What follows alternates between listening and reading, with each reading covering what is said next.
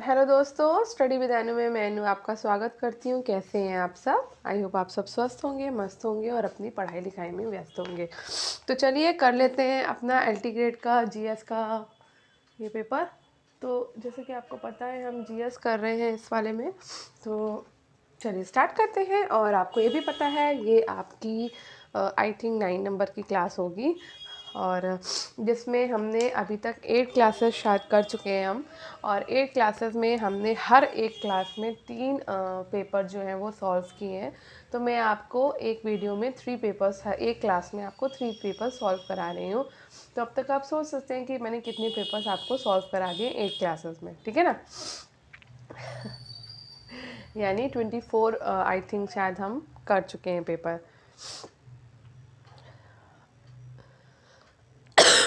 ठीक है। आज हम थोड़ा सा मेरी तबीयत ठीक नहीं है, तो मेरी खिचखिच कुछ कुछ खांसी वासी के साथ आपको एडजस्ट करना पड़ेगा। और हम करने वाले हैं ये 9 नंबर वाला पेपर, 9 नंबर वाली क्लास। तो इसमें हम आज 2009 का राजकीय आश्रम पद्धति प्रवक्ता परीक्षा से स्टार्ट करने वाले हैं। तो ये वाला आपका 2009 में पेपर हुआ था। परीक्षा तिथि आप देख सकते हो 12 मई 2015 की दी हुई है इसमें। तो चलिए फटाफट से अपने 3 पेपर लगा लेते हैं। तो पहला पेपर शुरू करें। स्टार्ट करने से पहले अगर आप मेरे चैनल यानी स्टडी विद एनु में नए हैं, राइटिंग पर मत बचाइएगा क्योंकि पेन मेरा ख़राब हो चुका है और मुझे फिंगर से लिखना पड़ता है। स्टडी विद एनु को सब्सक्राइब कर लीजिए और बेल आइकन को प्रेस कर लीजिए, ठीक है। चलिए स्टार्ट करते हैं। तो पहला क्वेश्चन है, भारतीय राष्ट्रीय कांग्रेस की प्रथम महिला अध्यक्ष कौन थी? तो भाई भारतीय राष्ट्रीय कांग्रेस की प्रथम महिला अध्यक्ष जो थी वो एनी बेसेंट है, ठीक है। और यही क्वेश्चन अगर पूछा जाए कि भारतीय राष्ट्रीय कांग्रेस की प्रथम भारतीय महिला अध्यक्ष कौन थी, तब आपका आंसर सरोजिनी नायडू होगा, ठीक है। तो भारतीय राष्ट्रीय कांग्रेस की प्रथम महिला अध्यक्ष श्रीमती एनी बेसेंट थी, जिन्होंने 1917 में कांग्रेस के 32वें कलकत्ता अधिवेशन की अध्यक्षता करी। और ये एक आयरिश महिला थी, जबकि कांग्रेस की प्रथम भारतीय महिला अध्यक्ष सरोजिनी नायडू निर्वाचित हुई थी और इन्होंने 1925 के कानपुर अधिवेशन की अध्यक्षता की थी, ठीक है।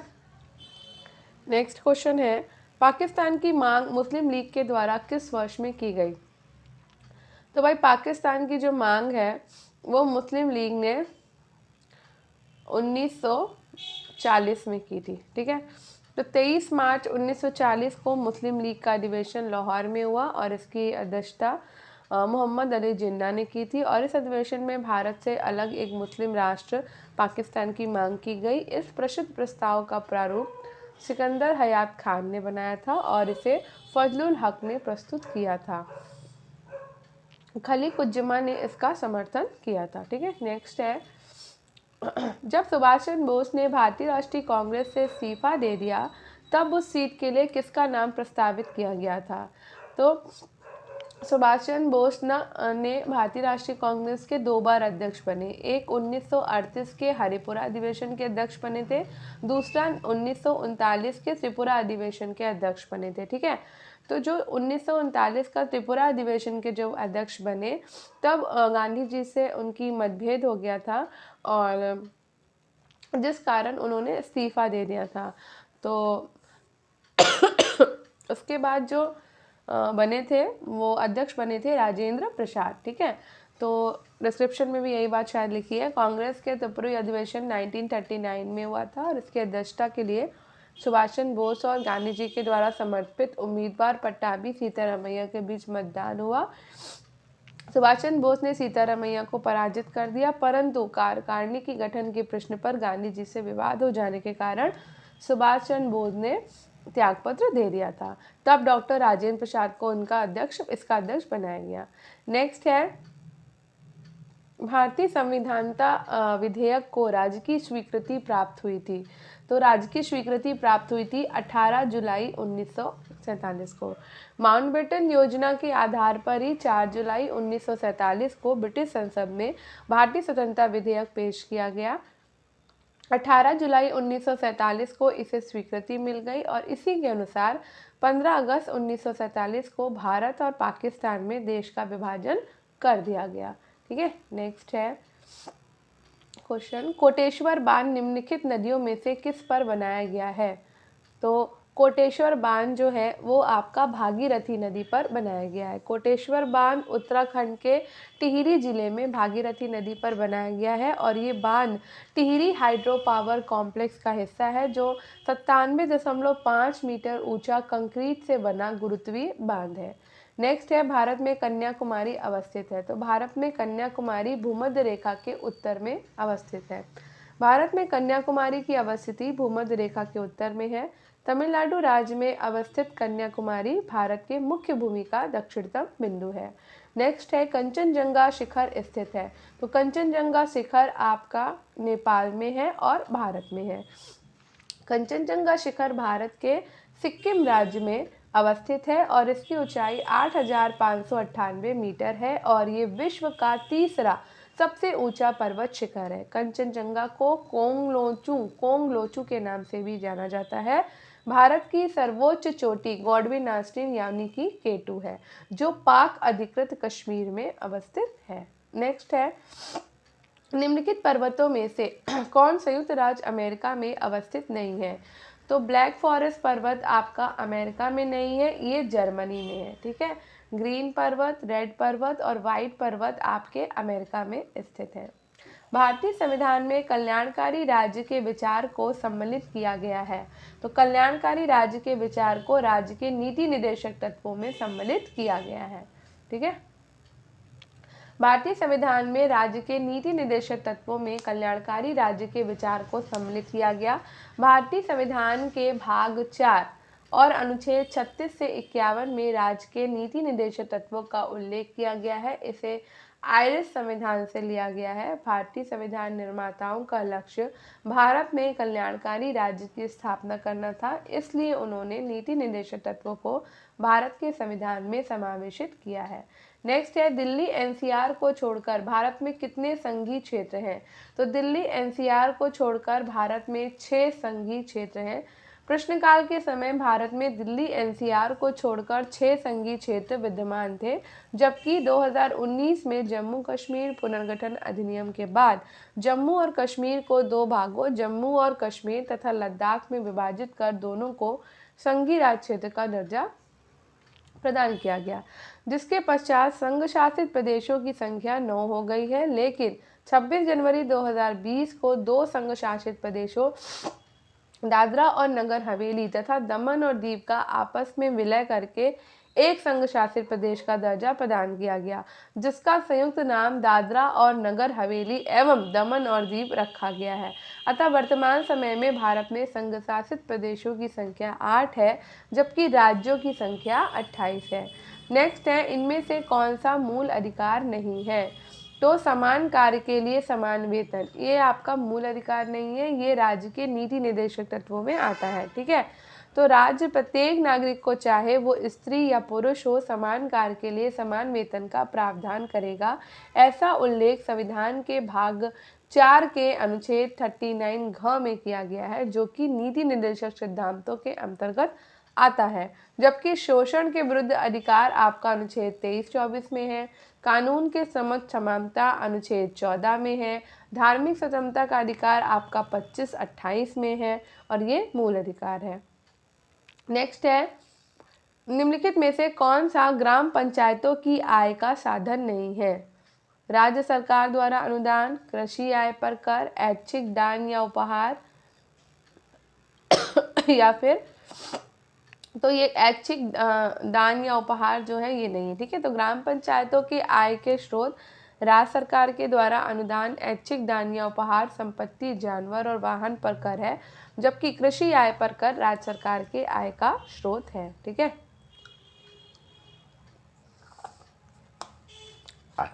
आगे बढ़ते हैं। भारतीय रिजर्व बैंक ने मार्च 2015 में 10 लाख तक के गृह ऋण के नियमों में ढील दी। इकाई की लागत में अब बैंकों को निम्नलिखित में से सम्मिलित करने की अनुमति दी गई है। तो ये है पंजीकरण शुल्क और स्टाम्प शुल्क। ठीक है, तो भारतीय रिजर्व बैंक ने मार्च 2015 में 10 लाख रुपए तक के गृह ऋण के नियमों में ढील दी। इकाई की लागत में अब बैंकों को पंजीकरण शुल्क तथा स्टाम्प शुल्क दोनों को सम्मिलित करने की अनुमति दी गई है। संघीय बजट 2015-16 में संपत्ति कर को समाप्त करने का प्रस्ताव किया गया, परंतु ₹1 करोड़ से अधिक आय वालों को अतिरिक्त भुगतान करना होगा। इस अतिरिक्त भुगतान की दर क्या है? तो 1 करोड़ ये आपका होगा 2%, ठीक है। तो संघीय बजट 2015-16 में संपत्ति कर को समाप्त करने का प्रस्ताव किया गया और 1 करोड़ से अधिक आय वालों को अतिरिक्त भुगतान करना होगा। इस अतिरिक्त भुगतान की दर 2% है। निम्नलिखित में से प्रत्येक वर्ष 22 अप्रैल को कौन सा दिवस मनाया जाता है? 22 अप्रैल को हम विश्व पृथ्वी दिवस मनाते हैं। प्रत्येक वर्ष के अप्रैल महीने की 22 तारीख को विश्व पृथ्वी दिवस मनाया जाता है। कुछ महत्वपूर्ण अंतर्राष्ट्रीय दिवस नीचे दिए हैं जिन्हें हमें पढ़ना चाहिए। तो ये है आपका विश्व जल दिवस 22 मार्च को मनाते हैं। विश्व जैव विविधता दिवस 22 मई को मनाते हैं।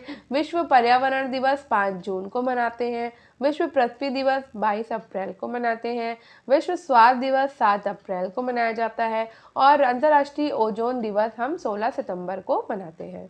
चलिए आगे बढ़ते हैं। नेक्स्ट क्वेश्चन है, केंद्रीय प्रदूषण नियंत्रण बोर्ड ने मार्च 2015 में निम्नलिखित शहरों में से किसको देश का सर्वाधिक प्रदूषित शहर बताया है? तो दिल्ली को सर्वाधिक प्रदूषित शहर बताया गया। केंद्रीय प्रदूषण नियंत्रण बोर्ड ने मार्च 2015 में दिल्ली को देश का सर्वाधिक प्रदूषित शहर बताया। विश्व वायु गुणवत्ता रिपोर्ट 2020 के अनुसार सर्वाधिक प्रदूषित देश बांग्लादेश है और विश्व के सर्वाधिक प्रदूषित राजधानी दिल्ली है। भारत की राजधानी दिल्ली वायु प्रदूषण की समस्या से सर्वाधिक ग्रस्त है। नेक्स्ट है, केंद्र सरकार ने किस तिथि को देश की अदालतों के लिए जजों के चयन से संबंधित कानून को अधिसूचित किया? तो केंद्र सरकार ने 13 अप्रैल 2015 को उच्चतम न्यायालय और उच्च न्यायालयों में न्यायाधीशों की कॉलेजियम प्रणाली में बदलाव लाने के लिए राष्ट्रीय न्यायिक नियुक्ति आयोग अधिनियम 2014 एवं 99 संविधान संशोधन अधिनियम 2014 अधिसूचित किया। लेकिन सर्वोच्च न्यायालय की 5 सदस्यीय संवैधानिक पीठ ने 16 अक्टूबर 2015 को उक्त दोनों अधिनियमों को असंवैधानिक करार देते हुए रद्द कर दिया। निम्नलिखित में से किस देश में स्विट्जरलैंड के राजदूत को आतंकी आक्रमण से मारा गया? तो ये है सोमालिया। 27 मार्च 2015 को मोगादिशु सोमालिया में स्विट्जरलैंड के राजदूत को आतंकी आक्रमण से मारा गया था। नेक्स्ट है, अंतर्राष्ट्रीय महिला वीरता पुरस्कार 2015 में सम्मानित तबस्सुम अदनान किस देश की रहने वाली है? तो ये पाकिस्तान की है। नेक्स्ट है, हाल ही में वाराणसी और काठमांडू मध्य भारत नेपाल मैत्री बस सेवा को हरी झंडी किसने दिखाई थी? तो ये अखिलेश यादव ने दिखाई थी। ठीक है, नेक्स्ट क्वेश्चन पे चलते हैं। नेक्स्ट है, निम्नलिखित में से कौन सही सुमेलित नहीं है? तो यहाँ पर आपका चना रचना सुमेलित नहीं है, धान पूसा बासमती है, अरहर आपका बहार है और मटर आपका सपना है। लेकिन चना जो है वो पूसा है, सम्राट है, के 850 है, पूसा चमत्कार, राधे, विशाल और उदय। तो रचना चना की किस्म नहीं होके किसकी किस्म है? मटर की है। ठीक है, नेक्स्ट है, भारतीय कृषि प्रणाली अनुसंधान संस्थान स्थित है? तो ये स्थित है आपका मेरठ में। कहाँ पर? मोदीपुरम में। ठीक है, मक्का, गेहूं, देर से गन्ना, पेड़ी, गेहूं फसल चक्र है? तो ये 3 वर्ष का है। ठीक है, नेक्स्ट, निम्नलिखित विटामिनों में से कौन एक अच्छे आहार के द्वारा प्राप्त नहीं किया जा सकता? तो भाई विटामिन डी जो है वो अच्छे आहार से प्राप्त नहीं होता है। विटामिन डी का रासायनिक नाम कैल्सीफेरॉल है और इसे एक अच्छे आहार द्वारा प्राप्त नहीं किया जा सकता क्योंकि इसका संश्लेषण जंतु स्वयं अपनी त्वचा कोशिकाओं में 7D हाइड्रोकोलेस्ट्रॉल नामक पदार्थ से करते हैं। ये क्रिया सूर्य प्रकाश की किरणों के प्रभाव से होती है, इसलिए इसे धूप का विटामिन कहते हैं और इसकी कमी से बच्चों में सूखा रोग, रिकेट्स तथा वयस्कों में ऑस्टियोमेलेसिया हड्डी क्षीणता रोग हो जाता है। ठीक है, नेक्स्ट क्वेश्चन पे चलते हैं।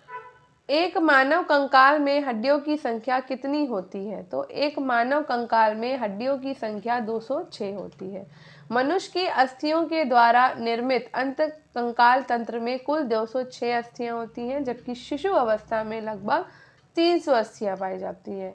समस्त अस्थियों में सबसे छोटी अस्थि स्टेपीज कान में और सबसे बड़ी अस्थि फीमर यानी कि जांघ में पाई जाती है। लेसर एक स्रोत है, तो लेसर एक स्रोत है आपका प्रकाश का, लेसर नहीं है लेजर है लेजर अर्थात light amplification by stimulated emissions of radiation, जिसका तात्पर्य है विकिरण के प्रेरित उत्सर्जन द्वारा प्रकाश तरंगों का प्रवर्धन। ये एक ऐसी युक्ति है जिसके द्वारा एक वर्णी कला संबद्ध तथा तीक्ष्ण प्रकाश पुंज प्राप्त किया जाता है। इसका उपयोग औद्योगिक क्षेत्र, रसायन क्षेत्र, चिकित्सा क्षेत्र, सूचना तकनीकी क्षेत्र आदि में किया जाता है। पानी का घनत्व अधिकतम होता है, तो पानी का घनत्व 4 डिग्री सेल्सियस पर अधिकतम होता है। 4 डिग्री सेल्सियस पर जल का घनत्व अधिकतम व आयतन न्यूनतम होता है और ये ताप के सापेक्ष असामान्य प्रसार प्रदर्शित करता है। ताप कम करने पर 4 डिग्री सेल्सियस तक तो इसके आयतन में कमी, घनत्व में वृद्धि होती है, परंतु इससे और कम ताप होने पर इसके आयतन में वृद्धि, घनत्व में कमी होने लगती है। यही कारण है कि इसका ठोस रूप बर्फ, इसके द्रव रूप जल में तैरता है। 28 का आंसर आप देख लो, ये क्वेश्चन मैं नहीं कराऊंगी। ओके, चलो अब नेक्स्ट करते हैं 29 भी नहीं कराऊंगी, ये भी नहीं कराऊंगी मैं। चलो नेक्स्ट पे पहुँचते हैं अब। तो वो पेपर हो गया फिनिश। अब हम करेंगे उत्तर प्रदेश लोक सेवा आयोग राजकीय इंटर कॉलेज एलटी ग्रेड भर्ती परीक्षा 2018 का पेपर। तो एक ही बार भैया एलटी ग्रेड का पेपर हुआ है और उसमें अगर सिलेक्शन हो जाता तो क्या ही बात थी, पर नहीं हुआ, इसलिए हम लोग अब जो है ये मेंस ये वाला दे रहे हैं जिसमें प्री और मेंस आ गया है। चलिए पढ़ते हैं, क्या कर सकते हैं चलिए, निम्नलिखित में से किस ग्रंथ में कहा गया कि वे जो संस्कृत भाषा शुद्ध नहीं बोल सकते थे उन्हें मलेच्छ कहा जाता था? शतपथ ब्राह्मण में शुक्ल यजुर्वेद के ब्राह्मण ग्रंथ शतपथ ब्राह्मण में इस कथन का उल्लेख है कि वे जो संस्कृत भाषा शुद्ध नहीं बोल सकते थे उन्हें मलेच्छ कहा जाता था। याज्ञवल्क्य के द्वारा रचित ब्राह्मण ग्रंथों में इसे सर्वाधिक प्रमाणिक माना जाता है।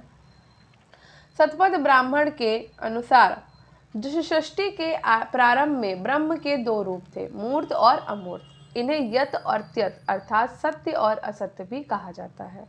शतपथ ब्राह्मण में 14 कांड हैं, जिसमें विभिन्न प्रकार के यज्ञों का पूर्ण एवं विस्तृत अध्ययन भी मिलता है। शतपथ ब्राह्मण में मलेच्छ से अभिप्राय ऐसे व्यक्ति से भी है जो नीच, पापी, दुष्ट, सदाचार का पालन न करने वाला तथा दूसरे देशों से आया, वो व्यक्ति जो ब्राह्मण, क्षत्रिय, वैश्य और शूद्र से अलग हो। अब यहाँ पे सूची 1 से सूची 2 को मिलाना है, जिसमें इनकी पत्नियों के भी नाम दिए हुए हैं। ठीक है, तो चंद्रगुप्त प्रथम की पत्नी है कुमार देवी, समुद्रगुप्त की पत्नी है दत्ता देवी, चंद्रगुप्त द्वितीय की पत्नी है कुबेर नागा और कुमार गुप्त प्रथम की पत्नी है अनंत देवी। ठीक है, नेक्स्ट है अर्थशास्त्र पुस्तक के संदर्भ में निम्नलिखित में से कौन सा कथन सही है? तो ये भारतीय राज्य शासन के संबंध में उपलब्ध प्राचीनतम उत्कृष्ट रचना है, बिल्कुल सही है। इस पुस्तक में मौर्य साम्राज्य तथा शासन तंत्र का कोई उल्लेख नहीं मिलता, तो भैया इस पुस्तक में मौर्य साम्राज्य का भी उल्लेख मिलता है और शासन तंत्र का भी उल्लेख मिलता है। ठीक है, तो भैया बी वाला आपका, एक मिनट, इसमें ये दोनों कह रहे हैं 1 और 2 दोनों। तो कौटिल्य द्वारा रचित अर्थशास्त्र भारतीय राज शासन के संबंध में उपलब्ध प्राचीनतम रचना है और इस ग्रंथ में 15 अधिकरण और 180 प्रकरण है। इसके अधिकरणों में नागरिक प्रशासन, दीवानी, फौजदारी, कानूनों, सभासदों, सप्तांग सिद्धांतों का वर्णन मिलता है। अच्छा, कुछ विद्वान इस पुस्तक को मौर्य काल की रचना नहीं मानते। अच्छा, जिससे इस पुस्तक में मौर्य साम्राज्य से संबंधित पर जानकारी नहीं मिलती। अच्छा, ये वाला गलत तो मैंने बोल दिया, अतः कथन 1 और 2 दोनों ही सही है। ठीक है, नेक्स्ट है इनमें से किसने दिल्ली को विश्व के उत्कृष्ट शहरों में से एक के रूप में बताया है? तो ये है इब्न बतूता। इब्न बतूता के द्वारा अरबी भाषा में लिखा गया उसका यात्रा वृत्तांत, जिसे रेहला कहा जाता है, 14वीं शताब्दी में भारतीय उपमहाद्वीप के सामाजिक और सांस्कृतिक जीवन के विषय में बहुत ही प्रचुर और रोचक जानकारियाँ देता है। ये विभिन्न देशों की यात्रा करते हुए दिल्ली के सुल्तान मोहम्मद बिन तुगलक के दरबार में पहुंचा। सुल्तान ने इसकी विद्वता से प्रभावित होकर उसे दिल्ली का काजी या न्यायाधीश नियुक्त किया। राजधानी दिल्ली को पहली बार जब उसने देखा तो दिल्ली को विश्व के उत्कृष्ट शहरों में से एक के रूप में बताया है। नेक्स्ट है, भारत में स्थानीय स्वायत्त शासन का जनक किसे कहा जाता है? तो स्थानीय स्वायत्त शासन का जनक था रिपन।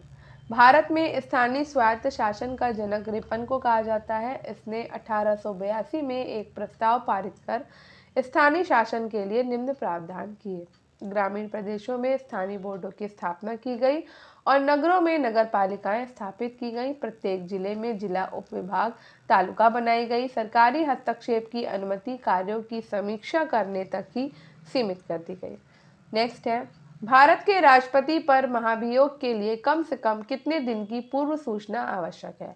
तो भैया 14 दिन की पूर्व सूचना तो भाई देनी ही पड़ेगी, है ना। तो भारत के राष्ट्रपति पर संविधान का उल्लंघन करने पर महाभियोग चलाकर उसे पद से हटाया जा सकता है। महाभियोग के आरोप संसद के किसी भी सदन के 1/4 यानी कि 1/4 सदस्यों जिस सदन ने आरोप लगाए हैं के हस्ताक्षर होने चाहिए और राष्ट्रपति को 14 दिन पूर्व नोटिस देना चाहिए। महाभियोग का प्रस्ताव 2/3 बहुमत से पारित होने के पश्चात ये दूसरे सदन में भेजा जाता है जिससे इन आरोपों की जांच करनी होती है। राष्ट्रपति को इसमें उपस्थित होने और अपना प्रतिनिधित्व करने का अधिकार होगा। यदि दूसरा सदन इन आरोपों को सही पाता है और महाभियोग प्रस्ताव को 2/3 बहुमत से पारित करता है तो राष्ट्रपति को उस स्थिति से अपना पद त्यागना होगा। भारत में किसी राज्य के राज्यपाल को पद और गोपनीयता की शपथ कौन दिलाता है? तो ये राज्य के उच्च न्यायालय का मुख्य न्यायाधीश यानी कि हाई कोर्ट का जो आपका चीफ जस्टिस होता है वो। तो भारत के संविधान के भाग 6 में अनुच्छेद 155 के अनुसार राज्यपाल की नियुक्ति राष्ट्रपति के द्वारा प्रत्यक्ष रूप से की जाती है और अनुच्छेद 159 के अनुसार राज्यपाल को पद और सत्यनिष्ठा की शपथ संबंधित राज्य के उच्च न्यायालय के मुख्य न्यायाधीश दिलवाते हैं और उनकी उपस्थिति में उपलब्ध वरिष्ठ न्यायाधीश शपथ दिलवाते हैं। नेक्स्ट है, हमारे संविधान के किस भाग में पंचायती राज के 3 सोपानों की व्यवस्था का विवेचन किया गया है? तो भैया ये है भाग 9। हमारे संविधान के भाग 9 में पंचायती राज के 3 सोपानों की व्यवस्था का विवेचन किया गया है। त्रिस्तरीय या 3 सोपानों वाली पंचायती राज व्यवस्था बलवंत राय मेहता समिति 1957 की सिफारिशों का परिणाम था। ठीक है, हमारे मूल संविधान में इस अधिनियम को अनुच्छेद 40 में एक व्यवहारिक रूप में वर्णित किया गया जिसमें ये कहा गया कि ग्राम पंचायतों को गठित करने के लिए राज्य कदम उठाएगा और उन्हें आवश्यक शक्तियां और प्राधिकार प्रदान करेगा जिससे कि वे स्वशासन की इकाई की तरह कार्य करने में सक्षम हो। ये अनुच्छेद राज्य के नीति निर्देशक सिद्धांतों का एक हिस्सा है। 24 अप्रैल 1993 को 73वें संविधान संशोधन अधिनियम 1992 के द्वारा भारत के संविधान में एक नया खंड 9 सम्मिलित किया गया और इसी अधिनियम के द्वारा संविधान में एक नई अनुसूची 11 जोड़ी गई। नेक्स्ट है, निम्नलिखित में से किस राज्य में तेल शोधनशाला नहीं है? तो तेल शोधनशाला आपकी कहाँ नहीं है? तेल शोधनशाला आपकी छत्तीसगढ़ में नहीं है, गुजरात में है। ठीक है, जामनगर में, कोयली में, वाडीनार में पश्चिम बंगाल के हल्दिया में और केरल के कोच्चि में तेल शोधनशाला है। ठीक है, नेक्स्ट,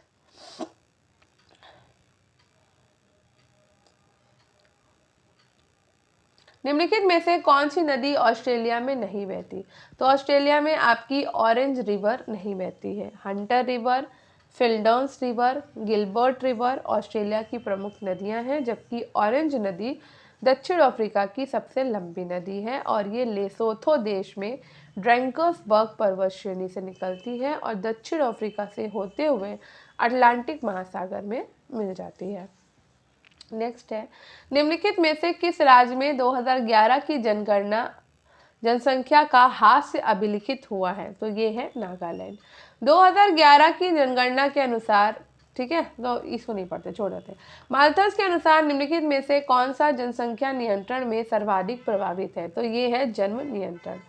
जनसंख्या और खाद्य आपूर्ति के संबंध में थॉमस माल्थस ने महत्वपूर्ण नियम बताए हैं। माल्थस ने कहा कि जनसंख्या में वृद्धि ज्यामितीय गति से होती है, जबकि उनको उपलब्ध खाद्य आपूर्ति अंकगणितीय गति से बढ़ती है। इस प्रकार दोनों के मध्य संतुलन स्थापित करने के लिए जनसंख्या नियंत्रण आवश्यक है।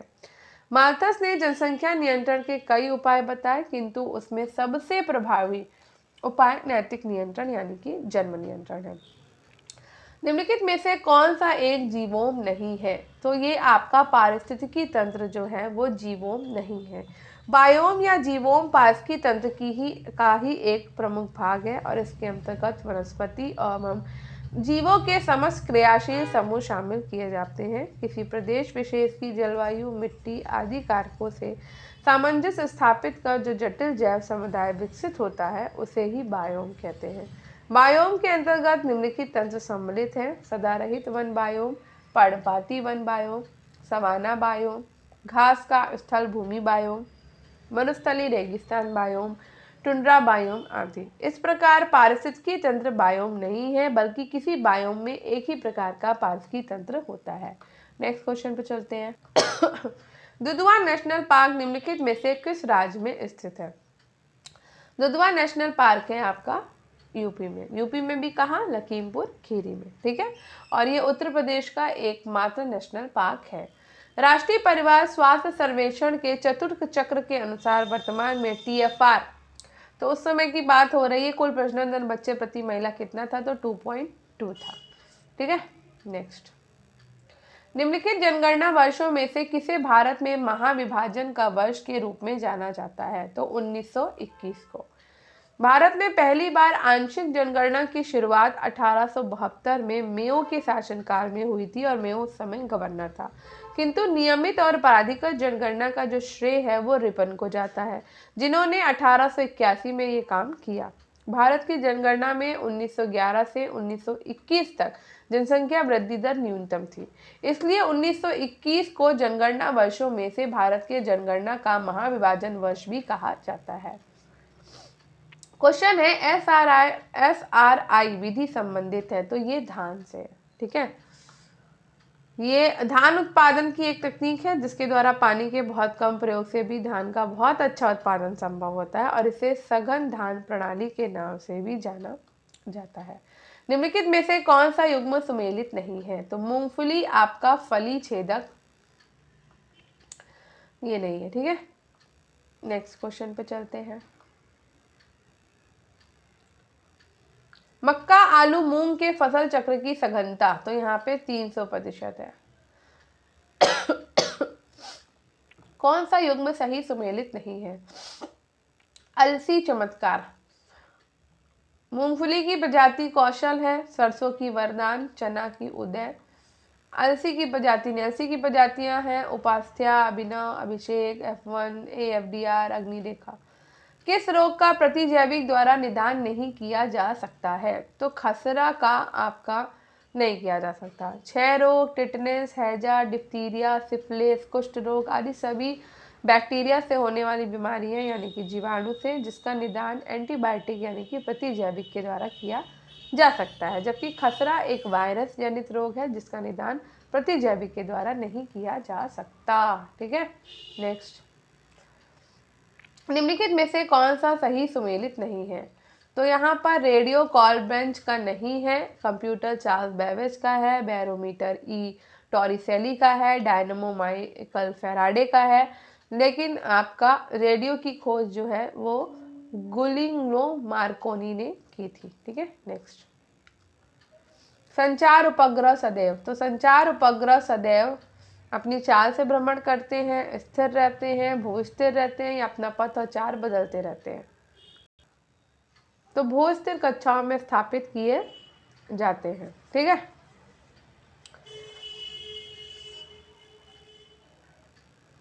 निम्नलिखित पदार्थों में से किसकी चालकता तापक्रम के साथ बढ़ती है? जर्मेनियम की। प्रायः सभी धातुओं का ये सामान्य गुण है कि उन्हें गर्म करने पर उनकी चालकता घटती है, परंतु कुछ ऐसे चालक पदार्थ हैं जिनमें ये गुण वितरित होता है, अर्थात गर्म करने से उनकी चालकता और बढ़ जाती है। ऐसे चालक पदार्थ को अर्धचालक कहा जाता है, जैसे जर्मेनियम, सिलिकॉन, कार्बन आदि। अतः जर्मेनियम की चालकता तापक्रम के साथ बढ़ती है। ठीक है,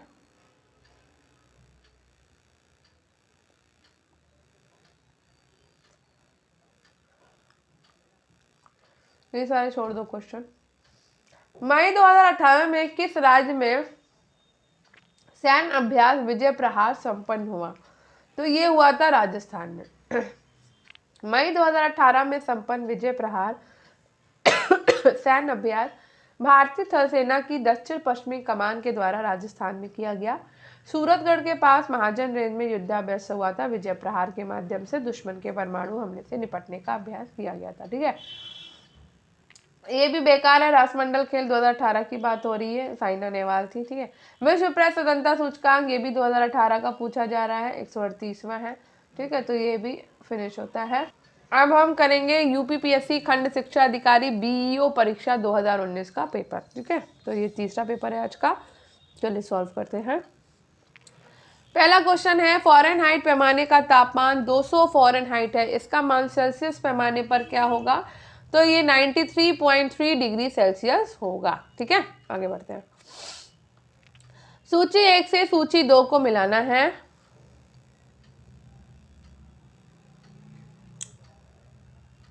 छोटा करूं क्या? थोड़ा छोटा कर लेती हूँ। ठीक है,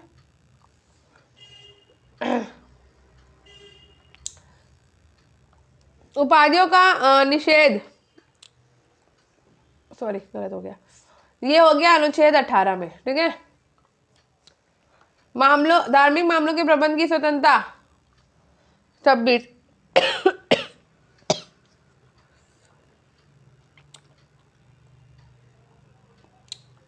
देखिए सही मिला रहे हैं हम। सही है।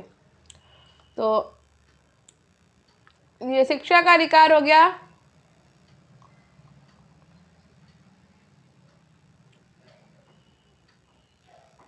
21 है, और अल्पसंख्यकों की भाषा हो गई 29 में। ठीक है, देख ले। सही है। ठीक है,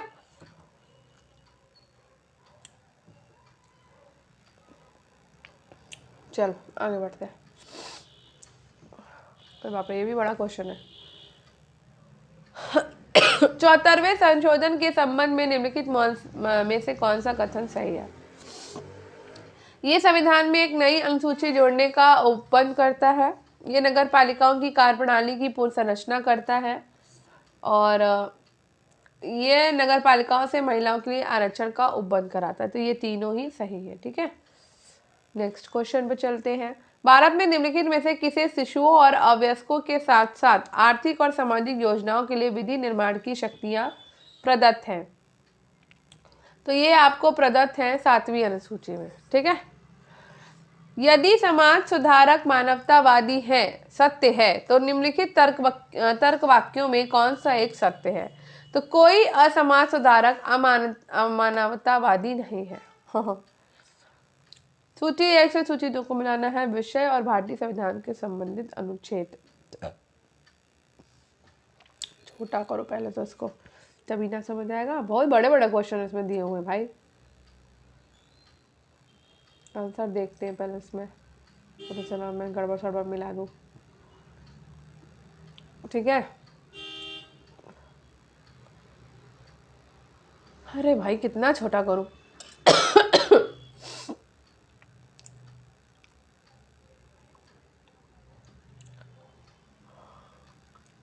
ओहो,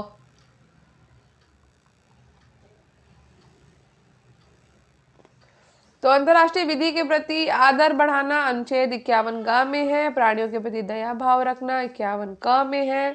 क 6 में ज्ञानार्जन और सुधार की भावना का विकास अनुच्छेद 51 क ज में है। और राज्य की लोक सेवाओं में न्यायपालिका का कार्यपालिका में पृथककरण अनुच्छेद 50 में है। ठीक है, चलो भैया 7 नंबर क्वेश्चन हम नहीं करेंगे, 8 भी हम नहीं करेंगे, और 9 भी हम नहीं करेंगे। ठीक है, ये सारे नहीं करेंगे, जो पढ़ने वाले क्वेश्चन हैं बस वही करने वाले हैं हम। चलो 10 नंबर देखते हैं, 10 भी नहीं करना है हमें।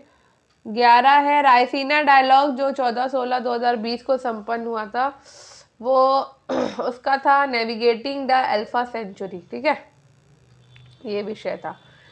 और उसके बाद ये है विश्व रैपिड शतरंज प्रतियोगिता जीतने वाली प्रथम भारतीय महिला कौन है, तो कोनेरू हम्पी, ठीक है। 13 नंबर क्वेश्चन है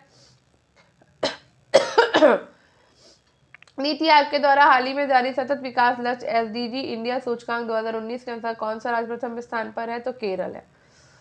निम्नलिखित में से किस देश में जनवरी 2020 में भारतीय नौसेना ने ऑपरेशन वनीला प्रारंभ किया था, तो ये किया था मेडागास्कर में, ठीक है। किस देश ने दिसंबर 2019 में G20 देशों की अध्यक्षता जापान से प्राप्त करी है, तो ये थी सऊदी अरब। अब यहाँ पे ऊर्जा संयंत्र और ऊर्जा के प्रकार मिलाने हैं भैया, एक सेकेंड, चलो मिलाते हैं।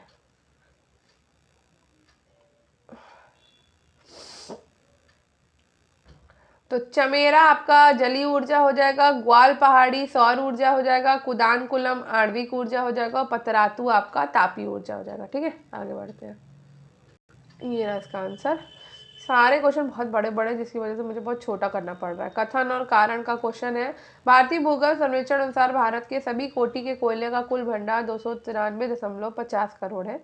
देश के कोयले के कुल अप्रमाणित भंडार का आधा से अधिक 2 राज्यों झारखंड और उड़ीसा में पाया जाता है। तो इसका आंसर होगा बी, यानी ए और आर दोनों सही है, और आर एक ही सही व्याख्या नहीं करता है, ठीक है। तो इसका डिस्क्रिप्शन में नहीं पढ़ने वाली हूँ।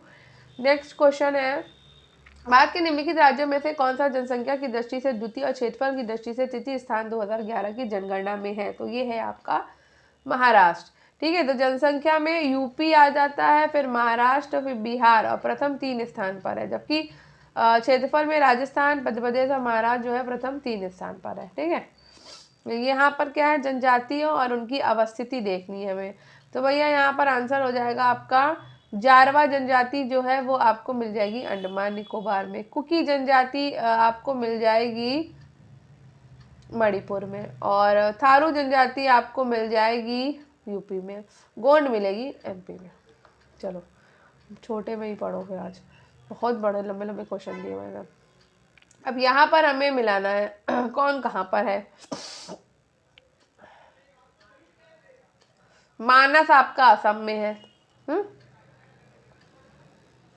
नोकरेक कहाँ है, अगस्त मलाई आपका कहाँ है, केरल में, सिमलीपाल उड़ीसा, नोकरेक मेघालय, ठीक, मिल गया। चलो आगे बढ़ते हैं, ये रहा आंसर। नेक्स्ट है भारत में अरे बाप रे, नगरीकरण के संदर्भ में निम्नलिखित कथनों में से कौन सा सही है, तो भैया इसमें सही पहला और दूसरा है, यानी कि 2011 की जनगणना के अनुसार देश की कुल नगरीय जनसंख्या का 60% से अधिक प्रथम श्रेणी के नगरों में निवास करती है, और 2011 में देश के 10 लाख से अधिक जनसंख्या वाले 53 नगर संकुल थे, ठीक है। 2011 की जनगणना के अनुसार भारत के निम्नलिखित राज्यों में से किस में प्रति 100 बालिकाओं 0 से 6 वर्ष की संख्या पर बालकों की संख्या सर्वाधिक है, तो ये है आपका हरियाणा राज्य। नेक्स्ट, शरीर की सतह से स्वेदन यानी कि पसीना बहना द्वारा जल की हानि निर्भर करती है, तो ये निर्भर करती है आपकी केवल वातावरण के दाब पर और केवल वातावरण की नमी पे, दोनों पे, ठीक है। निम्नलिखित में से कौन सा तत्व पौधों से सूक्ष्म पोषक नहीं है, तो ये है आपका मैग्नीशियम, ठीक है। हीमोग्लोबिन के संबंध में निम्नलिखित में से कौन सा कथन सही नहीं है, तो भैया हीमोग्लोबिन लाल रंग का होता है, ये बिल्कुल सही है। ये फेफड़ों में कोशिकाओं तक ऑक्सीजन का वाहक होता है, ये भी बात सही है। और ये कुछ अम्लीय होता है, ये बिल्कुल भी सही नहीं कि एसिडिक नहीं होता है। ये ऊतकों से फेफड़ों तक कार्बन डाइऑक्साइड को पहुंचाता है, ये भी सही है, ठीक है। तो आरबीसी में हीमोग्लोबिन होता है जिसमें हीम नामक रंजक पाया जाता है, जिसके कारण रक्त का रंग लाल होता है। हीमोग्लोबिन फेफड़ों से कोशिकाओं तक ऑक्सीजन को और ऊतकों से फेफड़ों तक कार्बन डाइऑक्साइड को पहुंचाता है, और ये अम्लीय ना होकर क्षारीय विलयन होता है, ठीक है। रक्त में ग्लाइकोसिलेटेड हीमोग्लोबिन का मापन निम्नलिखित विधि से प्रबंधन के लिए लाभदायक है, तो ये आपका मधुमेह के लिए है, ठीक है। नेक्स्ट है, भारतीय संविधान के निम्नलिखित में से किस कर्तव्य को मौलिक कर्तव्यों के रूप में निर्धारित किया गया है। सार्वजनिक संपत्ति की सुरक्षा करना, और हमारी सांस्कृतिक संस्कृति की गौरवशाली परंपरा का परिरक्षण करना और देश की रक्षा करना। ठीक, इतनी चीजें हैं। भारत में मंत्रिपरिषद स्वतंत्र रूप से लोकसभा और राज्यसभा दोनों के प्रति उत्तरदायी होती है। वही ऐसा नहीं है, सिर्फ लोकसभा के प्रति होती है। लोकसभा और राज्यसभा दोनों के सदस्य संघीय सरकार में मंत्री बनने की पात्रता रखते हैं। बिल्कुल रखते हैं। तो यहाँ पर एक गलत है और आर सही है। ठीक है, चलो। पंचायती राज पर गठित निम्नलिखित समितियों को कालानुक्रम व्यवस्थित कीजिए और नीचे दिए गए कूट से सही उत्तर का चयन करिए। तो यहाँ पर राव समिति, तो कौन सी समिति आएगी? पहले आएगी BR मेहता समिति, फिर अशोक मेहता समिति, फिर राव, फिर LM सिद्दीकी समिति। भारतीय संविधान का कौन सा भाग केंद्र और राज्यों के मध्य वित्तीय संबंधों का विवरण प्रस्तुत करता है? तो केंद्र और राज्यों के मध्य वित्तीय संबंध जो है वो भाग 12 में है, अनुच्छेद 264 से 300 में। नेक्स्ट है नेक्स्ट देख लेते हैं। ये बेकार है, ये भी बेकार है, ये सब क्वेश्चन नहीं लगाने हैं हमको, प्रश्न वाले, ये गणित वाले, ये भी नहीं लगाएंगे हम, ये भी नहीं लगाएंगे, ये भी नहीं लगाएंगे, ये भी नहीं लगाएंगे, ये भी नहीं लगाना है हमको। फिर से क्वेश्चन मिला है हमको ये शासक और रानी वाला, तो यहाँ पे भी मिलान कर लो भाई। तो चंद्रगुप्त की है कुमार देवी, समुद्रगुप्त की है दत्ता देवी, चंद्रगुप्त द्वितीय की है कुबेर नागा, कुमार प्रथम की सेम क्वेश्चन कैसे आ गया यार। सेम क्वेश्चन उठा के दे दिया। समाचार पत्र संस्थापक न्यू इंडिया दैनिक बेसेंट की है। संवाद कॉमेडी राजा राम मोहन की, तजीबुल अखलाक अल हिलाल शायद मौलाना अबुल कलाम आजाद की नहीं है क्या? एक मिनट देख लेती हूँ। तो अल हिलाल मौलाना, अच्छा ये सर सैयद अहमद का की तजमीरुल अखलाक। ठीक है, यहाँ पर क्या है ये, यहाँ पे अच्छा बुक्स दी हुई है। तो ताजुल मासिर हासम निज़ामी की है, खजाइन उल फतू अमीर खुसरो की, तारीख मुबारक शाही याहिया बिन अहमद सरहिंदी और फतवाए जहांगीरी जियाउद्दीन बरनी की है। नेक्स्ट, यहाँ पे भी भैया यही सब दिया हुआ है, एक यहाँ से पढ़ लो। एंड्रयूस फेदर ने पुलिस आयोग, एंटोनी मैकडोनाल्ड ने अकाल आयोग, कॉलिन स्टॉक मॉन्ट्रियल सिंचाई आयोग और थॉमस रॉबर्टसन ने रेलवे आयोग। थोड़ा सा गला वो हो रहा है मेरा।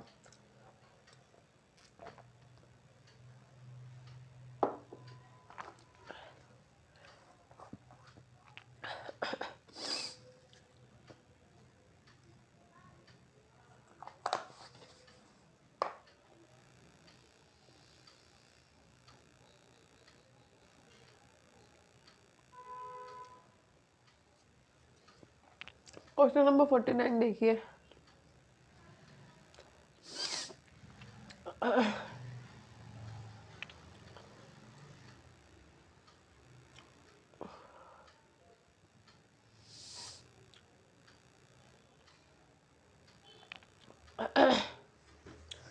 फिफ्टी देखिए।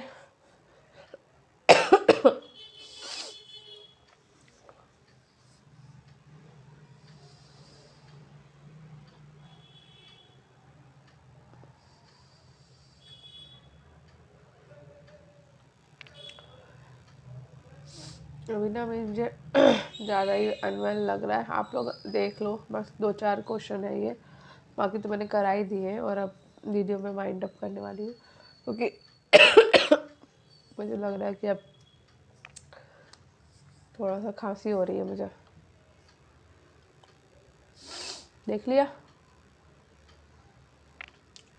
तो ना आप आज के लिए इतना ही रहने देते हैं, और ये भी हो गया ऑलमोस्ट, 2-4 क्वेश्चन रह गए हैं, कल करा दूंगी। आई होप आपको आज का वीडियो पसंद आया होगा। पसंद आया हो तो स्टडी विद अनु के साथ कनेक्टेड रहिए। वीडियो को लाइक और शेयर करना बिल्कुल मत भूलिएगा। कमेंट बॉक्स में कमेंट करके ज़रूर बताइएगा कि आपके लिए यूज़फुल था या नहीं। ठीक है, चलिए मिलते हैं कल, बाय बाय।